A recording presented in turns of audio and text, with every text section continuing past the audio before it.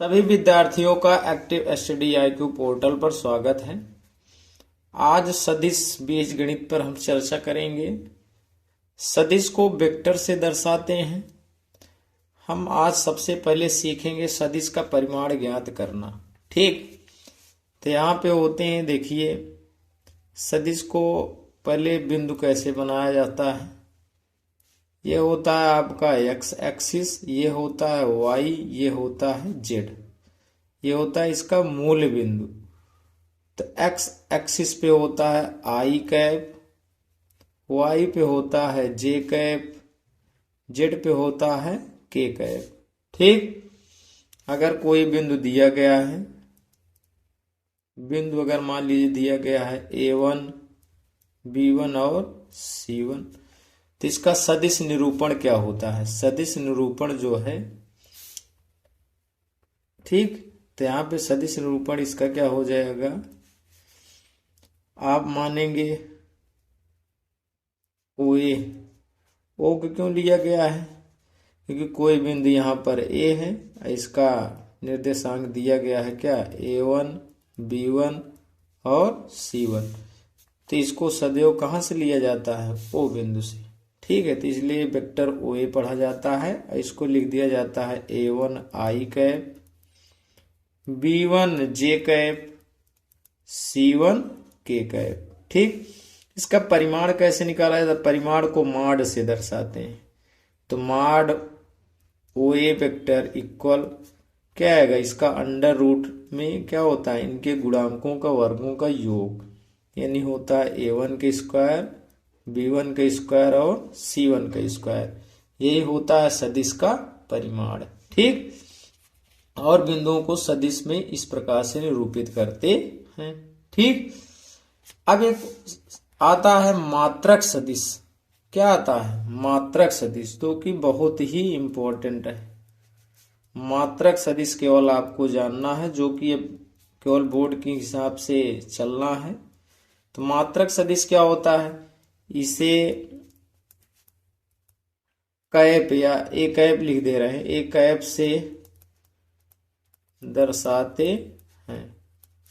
कोई वेक्टर मतलब सदिश मान लीजिए, सदिश हमने मान लिया क्या, वेक्टर ए है, तो इसका मात्रक सदिश क्या होगा, मात्रक सदिश क्या होगा, ए कैप बराबर सूत्र हो जाता है वेक्टर ए बटे माड ए वेक्टर।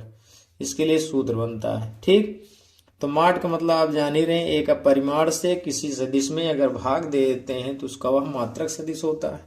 ठीक है, और इस मात्रक सदिश का परिमाण क्या होता है, सदैव 1 के बराबर होता है, यानी वेक्टर ए का मान सदैव 1 के बराबर। यदि आपसे कह दिया गया कि यह एक मात्रक सदिश है तो उसका परिमाण सदैव 1 होगा। ठीक, जैसे आपको दे दिया गया वेक्टर ए का मात्रक सदिश ज्ञात करो। ठीक, तो आपको दिया गया है क्या, वेक्टर ए बराबर आप लिख लीजिए 2i cap, 3j cap, k cap. मात्रक सदिश के लिए इसका परिमाण से भाग देना पड़ता है, परिमाण निकाल लीजिए। क्या हो जाएगा, 2 है, 2 का वर्ग 2 दूना 4, 3 का वर्ग 3 त्रिका 9, यहाँ पे इसका गुणांक 1 है तो 1 का वर्ग 1, तो 9 4 13 1 14 आ गया। तो मात्रक सदिश हमारा क्या आ जाएगा, मात्रक सदिश को हम किससे दर्शाते हैं, ए कैप बराबर वेक्टर ए बटे माड ए वेक्टर। तो वेक्टर ए का मान कितना है, 2i cap, 3j cap plus k cap, upon में क्या करना है, माड ए का मान कितना है, अंडर रूट 14। तो ये हो गया आपका आंसर। अगला क्वेश्चन है, सदिश vector A comma vector B के अनुदिश परिणामी सदिश का मात्रक सदिश ज्ञात कीजिए। परिणामी का मतलब होता है क्या, योगफल। ठीक, तो वेक्टर ए वेक्टर बी दिया गया है तो परिणामी सदिश निकालिए। परिणामी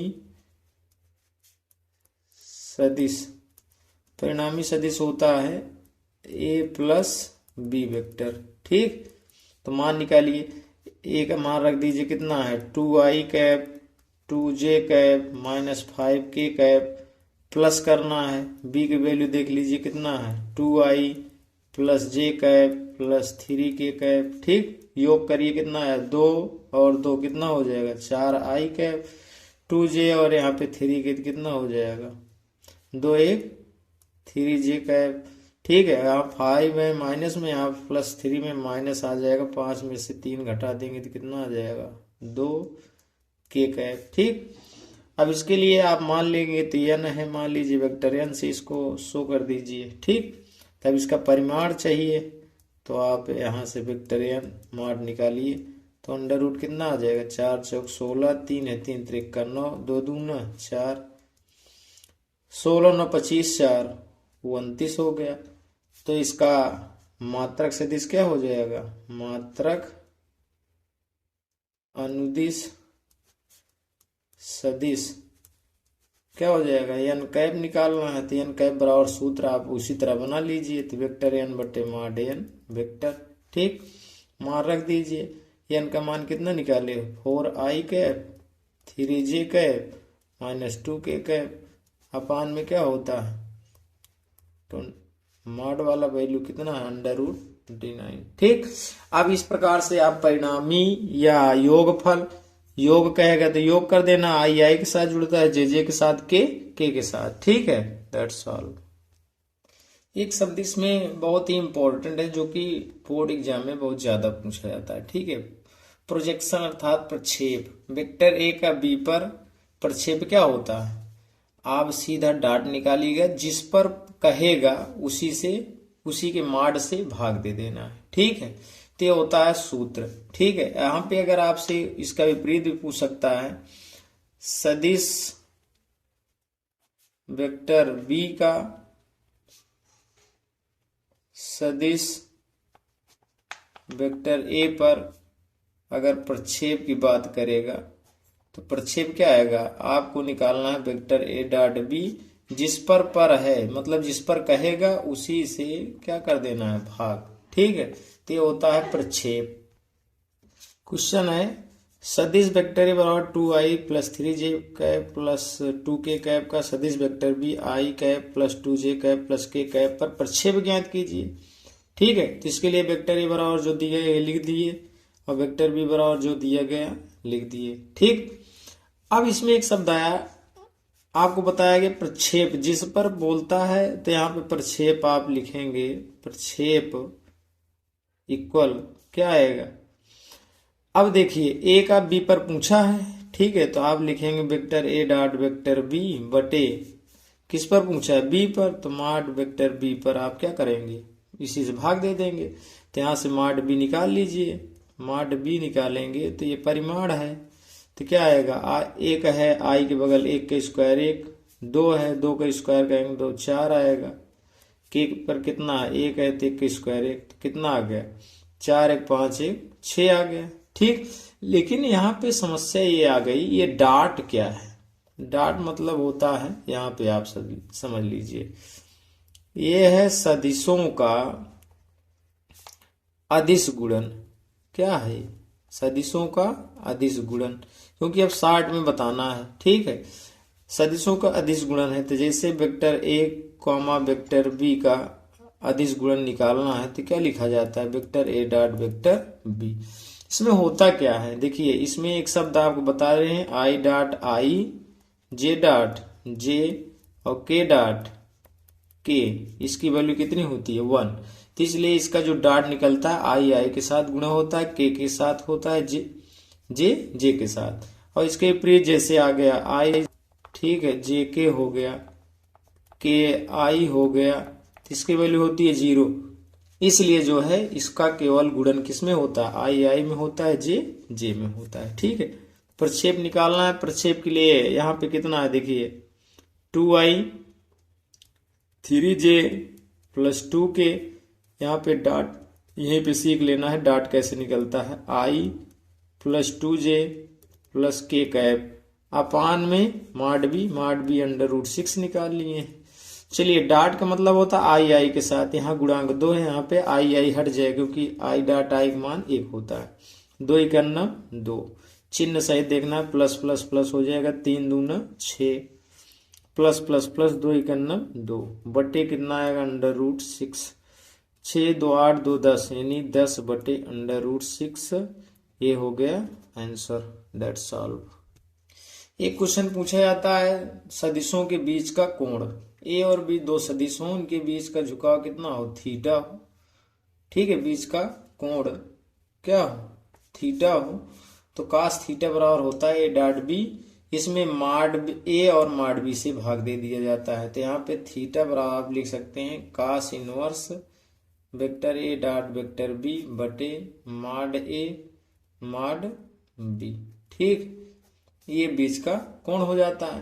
तो इसके लंब होने के प्रतिबंध एक निकलता है, क्या होता है, लंब होने का प्रतिबंध। ये भी बहुत पूछा जाता है, लंब होने का प्रतिबंध क्या होता है, काश 90 का मान होता है 0। तो इधर गुणा हो जाएगा, तो आपको सीधा याद रखना ए डॉट बी का मान अगर 0 आता है तो समझ लेना वो दोनों सदिश क्या हैं, वेक्टर ए लंब किस पर है, वेक्टर बी पर। ठीक, क्वेश्चन है सदिशों i-2j + 3k और 3i-2j के बीच का कोण ज्ञात कीजिए। तो हमने मान लिया वेक्टर ए बराबर i-2j + 3k, वेक्टर बी बराबर 3i-2j + k है। तो इसका माड की आवश्यकता पड़ती है, तो माड ए निकाल लीजिए। अंडर रूट कितना आएगा, 1 का वर्ग 1, 2 का वर्ग 2 दूना 4, 3 का वर्ग 3 त्रिक का 9, टोटल आ गया 9 4 13 1 14। माड बी की आवश्यकता पड़ती है कोण में, तो आप माड भी निकालिए। 3 त्रिक का 9, 2 है 2 दूना 4 प्लस 1 है 1 का वर्ग 1, तो ये भी आ गया अंडर रूट 14। तो आपका क्या हो जाएगा, यहाँ पे देख लीजिए थीटा बराबर बीच का कोण थीटा बराबर होता है कास इनवर्स क्या होता है, vector A dot vector B बटे माड ए माड बी। तो ए डॉट बी की आवश्यकता होती है, ए डॉट बी निकाल लीजिए। Vector A dot vector B तो बताया गया था आई के साथ 3 करना 3, यहाँ पे माइनस माइनस प्लस 2 दूना 4, फिर ये प्लस प्लस प्लस 3 करना 3, तो 3 3 6 4 10 कितना आ गया 10। तो यहाँ पे हो गया कास इनवर्स, यहाँ पे आ गया 10 बटे अंडर रूट 14। तो कास इनवर्स 10 बटे कितना हो जाएगा, रूट रूट का गुणा होता है, सेम संख्या होती है तो वही आ जाता है। 2 से काट सकते हैं, 2 पंचे 10 2 7 14। तो यहाँ से आपका आ गया फाइनली रिजल्ट क्या आ गया 5/7। ये हो गया आंसर। That's all. अन्य जो इससे संबंधित प्रॉब्लम है या इम्पोर्टेंट प्रश्न है आपको अगली वीडियो में बताया जाएगा। धन्यवाद। इस वीडियो को लाइक एंड शेयर जरूर करें।